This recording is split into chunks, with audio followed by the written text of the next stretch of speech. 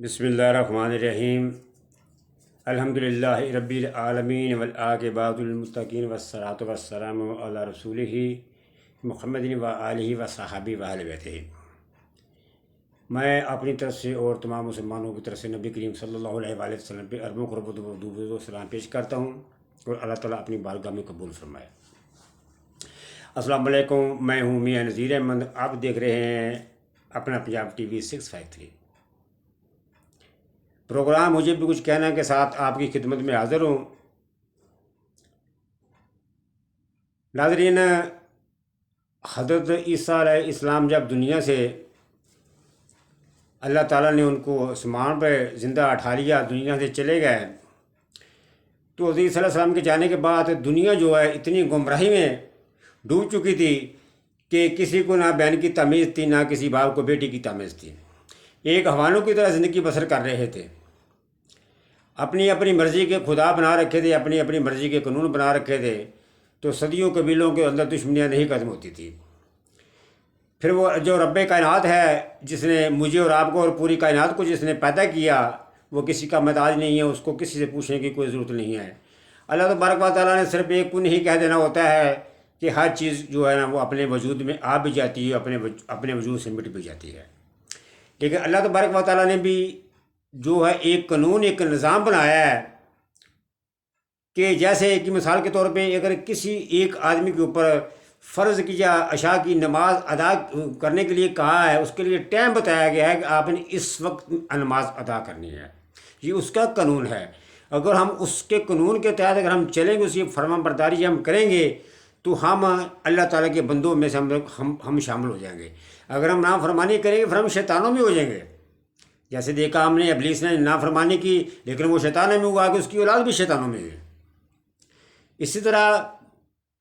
ناظرین، میں جو کہنا چاہتا ہوں، خدا کے لیے بات کو سنو کہ میں کہنا کیا چاہتا ہوں، میں کیا سمجھانا چاہتا ہوں، میں آپ لوگوں سے کیا بات شیئر کرنی چاہتا ہوں۔ میری بات کو غور سے سنو، میں آگے جا کر آپ کو کیا کہنا چاہتا ہوں۔ دوستو، پھر اسی طرح اللہ تعالیٰ نے جب دیکھا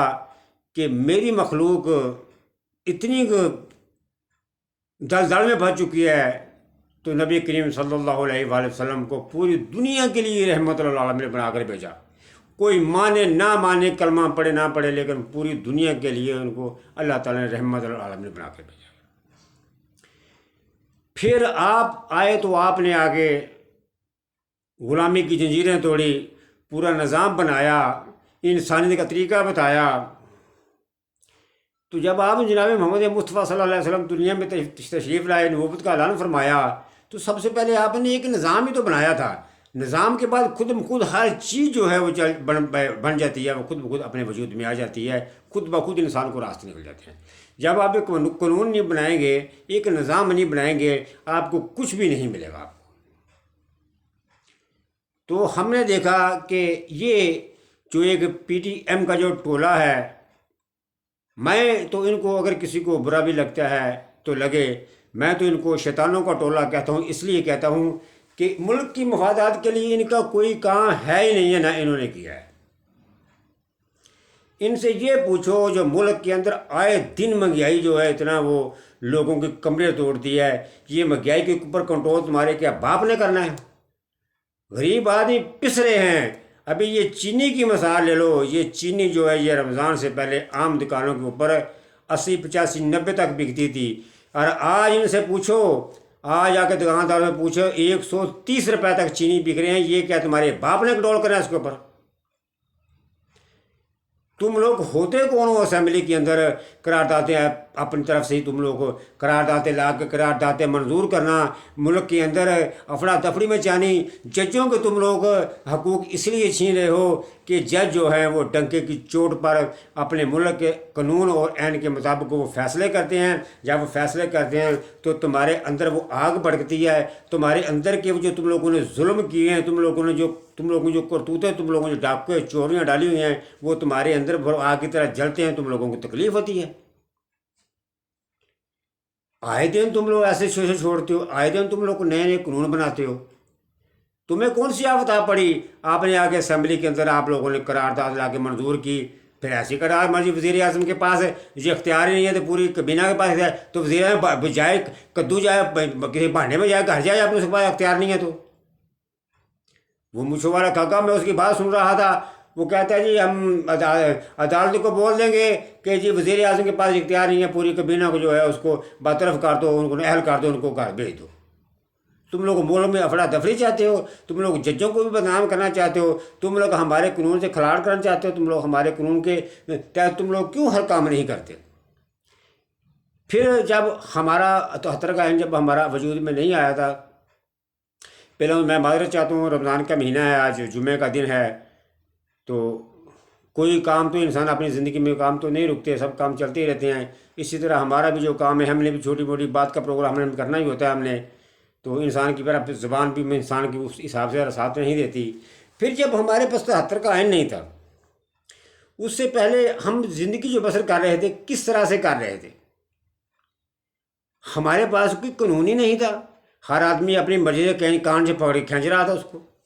پھر جب 73 کا جب ہمارا عین جب ہمارا وجود میں آیا ہم نے اس چیز کو تصور کر لیا کہ ہم نے اس عین کے مطابق ہم نے اس طریقے سے ہم نے اپنے ملک کو چلانا ہے اس طرح سے ہم نے زندگی ہم نے بسر کرنی ہے ان سے پوچھو کہ 73 کے عین کے اندر کہاں پہ لکھا ہوا ہے اگر ایک اسمبلی کو ختم کیا جاتا ہے اس کے 90 دن کے اندر الیکشن کروانا لازمن ہے کبھی تم لوگ بکواس کرتے ہو کہ ہمارے پاس پیسہ نہیں ہے کبھی تم کہتے ہو ہم سب الیکشن اکٹھے کروانا چاہتے ہو تم ڈاکو چورو تم ہر طرح سے تم بھاگتے ہو تم لوگوں نے ملک کے ہمارے کے اندر وہ اثر کر دیا ہے کہ ہر انسان کی پونچھ سے وار ہے آپ یقین جانیں میں رب ذوالجلال کی قسم اٹھا کر کہتا ہوں میرا ایسے ایسے لوگوں سے میرا پالا پڑا ہے لیکن وہ جو اندر سے ایسے ٹوٹ چکے ہیں مر چکے ہیں لیکن وہ کسی کے آگے فریاد بھی نہیں کر سکتے بس ان کے اندر سے ان کے خلاف آہیں نکلتی ہے وہ اللہ نے پتہ نہیں کب قبول کرنی ہے پتہ نہیں اللہ تعالیٰ ان کی کتنی کی ان کی رسی ان کی ڈور ان کی ڈگری چھوڑی ہے کب تک اللہ تعالیٰ ان کو بولے گا تم جاؤ تم اڑتے رہو کب اللہ تعالیٰ ان کو پکڑے گا لیکن پکڑ تو انہیں کی آئے گی ان کے جتنے بھی کام ہیں ملک کے کسی مفاد میں کوئی کام نہیں ہے یہ آٹے کی اسکیم انہوں نے نکالی انہوں نے باہر دوسرا آٹا جو ہے وہ انہوں نے ڈبل ٹربل انہوں نے مہنگا کر دیا لوگ آٹے کے لیے بھی لوگ تڑپ رہے تھے ایسے ایسے میں پھر کہہ رہا ہوں میں پھر اپنے اس خالق کو شاطر بنا کر کہتا ہوں کہ کوئی آدمی یہ نہ سمجھے کہ میں ہوا میں بات چھوڑ رہا ہوں اللہ کی مجھے قسم ہے میں نے وہاں پر دیکھا جہاں پہ آٹا لوگ لینے والے لوگ ان کو گالی نکال رہے تھے ان کو لوگ ان کو برا بھلا کہہ رہے تھے بد دعائیں دے رہے تھے لوگ ان کو کیا تم لوگوں نے نظام بنایا ہوا ہے اب تم لوگوں نے آٹے کی اسکیم بھی شروع کر کے کیا سمجھتے ہو کہ عوام تم لوگوں کو ووٹ دے گی عوام تم لوگوں کو منہ کو تھوکے گی بھی نہیں ہے ووٹ دینے کی تو بہت دور کی بات ہے کیا تم لوگوں نے ملک کے اندر نظام بنایا ہوا ہے اگر کوئی حق کی بات کرتا ہے تو اس کے اوپر کوئی نہ کوئی اپنے گھر سے قانون نکال کے اس کے اوپر دفعہ لگا دیتے ہو کتنے کو لوگوں کو پکڑو گے کتنے کو لوگوں کو تم لوگ مارو گے تم لوگوں کو تو شرم سے ڈوم مرنا چاہیے تم لوگوں کو تو خود کو چاہیے تھا پھر میں وہی کہتا ہوں یہ ہمارا فیصلہ آباد والا مچھوں والا کھگا کس انداز سے کہا کرتا تھا یہ اسمبلیاں توڑے ہم الیکشن کروائیں گے اب کیا تمہارے باپ کے گھر کا قانون بن گیا اب تم نے کیا کون سا تم لوگوں نے کون سے ان کے قانونوں کے اندر تم لوگوں نے تبدیلیاں کر رہی ہیں کبھی کہتے ہو ہمارے پاس پیسہ نہیں ہے کبھی کہتے ہو ہم دونوں اسمبلیوں اکٹھے الیکشن کروائیں گے پھر وہ ایک وہ سیال کوٹ والا وہ پہاڑی بکرا اس کی گفتگو سنا کرو یہ کرتے کیا ہیں یار یہ چیز کیا ہیں یہ تو وقت ایک دم فرعون کے اوپر تھا فرعون نے بھی کسی کو نہیں بخشا تھا وہ بھی اپنی فرعونی کا پورا فائدہ اٹھاتا تھا یہ تو اس سے بھی بڑھ گئے ہیں یہ کسی چیز کے اوپر کنٹرول نہیں ہے غریب آدمی کو 2 وقت کی عزت سے روٹی چاہیے بتاؤ مجھے کہاں پہ کنٹرول ہے تم لوگوں کا اس کے اوپر دکانوں کے اوپر ہر آدمی اپنی مرضی سے سودا بیچ رہا ہے کوئی پوچھنے والا نہیں ہے تم لوگوں کو پڑی ہوئی ہے وہاں پہ اپنی کرسی بچانے کے لیے آتے ہو آ کے اسمبلی کے اندر آ کے تمہارے پاس اکثریت ہی نہیں ہے آ کے اسمبلی کے اندر تم لوگ آ کے قانون سازیاں کر رہے ہو اپنے اندر آ کے بھائی دیکھو اگر آپ نے ویسے ہی جیسے میں نے کہا ہے کہ جناب محمد مصطفیٰ صلی اللہ علیہ وسلم کے آنے سے پہلے لوگ حوانوں کی طرح زندگی بسر کر رہے تھے کسی کو بہن اور بیٹی کی تمیز ہی نہیں تھی اگر آپ حوانوں کی طرح زندگی اگر آپ بسر کرنا چاہتے ہیں تو پھر کوئی کیا کر سکتا ہے اگر آپ کسی قانون کے تحت زندگی کو آپ جینا چاہتے ہیں کسی قانون کے تحت جینا چاہتے ہیں تو اچھی بات ہے کہ کسی قانون کے ساتھ چلو یہ نہیں ہے کہ حوانوں کی طرح جو دل میں آئے وہ کرتے رہو دوستو جمعے کا دن ہے میں تو بس اللہ تبارک و تعالیٰ سے صرف ہاتھ اٹھا کر یہی دعا کرتا ہوں کہ یا اللہ ان سے ایسا انتقام لے کہ ان کی آنے والی نسلیں جو ہیں وہ بھی یاد رکھیں کہ ہمارے بڑوں نے پاکستانی قوم کے اوپر ظلم ڈھائے تھے۔ پھر یہ کیا کرتے ہیں، ابھی وہ محترمہ وہاں پہ عمرے کے لیے گئی ہے، دیکھو عمرے انہوں نے اپنے گھر کی کھیڑ بنا رکھا ہوا ہے، وہاں جاتے ہیں، انہوں نے کروڑوں روپیہ لگا کے آ جانا ہے انہوں نے، یہاں پہ پاکستانی وہاں بھوک سے پیاسی بھوکھی مر رہی ہے۔ آج تک مجھے پاکستان کا کوئی آدمی، خاص کر کے جو ان کے پجاری جو ان کے پیچھے ہاتھ جوڑ کر کھڑے ہونے والے ہیں، ان میں سے کوئی آدمی مجھے بتا دے آج تک انہوں نے اپنے پیسوں میں سے پاکستانی عوام کے کسی فنڈ میں کوئی پیسہ لگایا ہو؟ نہ یہ تو پاکستان کو لوٹنے والے ہیں۔ ان کے حجوں میں کیا کرتے ہیں؟ کیونکہ یہ جو ہمارے نبی کے صلی اللہ علیہ وسلم نے جو ہمیں سبق دیا ہے، جو ہمیں تعلیم دی ہے، اس سے تو ہمیں یہی ظاہر ہوتا ہے نا۔